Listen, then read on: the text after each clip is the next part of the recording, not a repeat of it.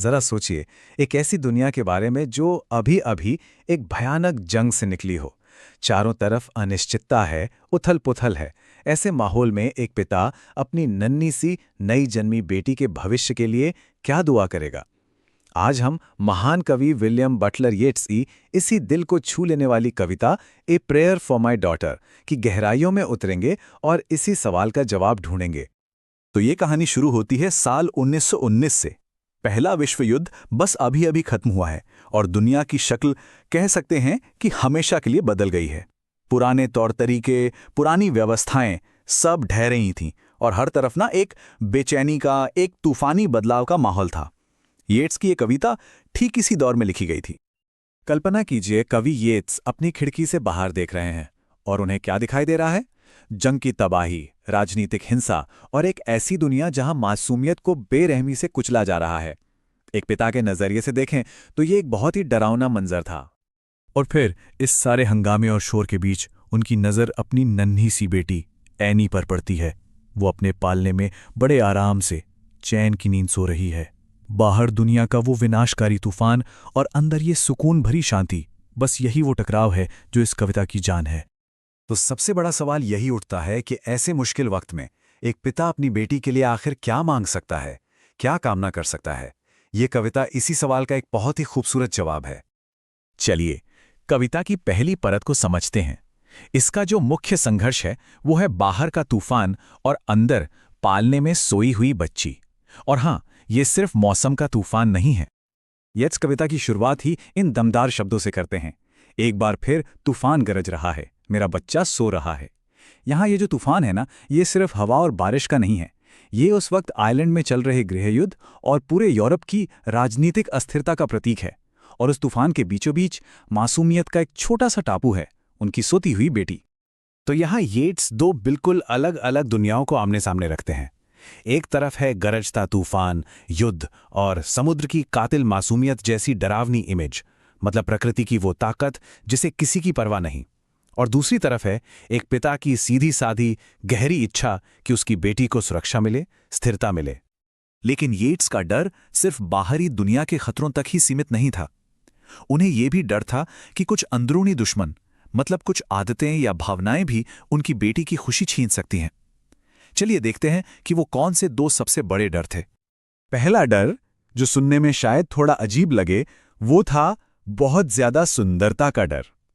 येट्स को लगता था कि जो औरतें बहुत खूबसूरत होती हैं, वो अक्सर अपनी सुंदरता को ही अपनी सबसे बड़ी ताकत मान बैठती हैं। इससे उनमें घमंड आ जाता है और वो नाखुश रहती हैं। वो ट्रॉय की हेलेन का उदाहरण देते हैं, जिसकी सुंदरता की वजह से एक भयानक युद्ध हुआ। लेकिन येट्स के लिए सुंदरता के घमंड से भी ज्यादा खतरनाक एक और जहर था, और वो थी नफरत।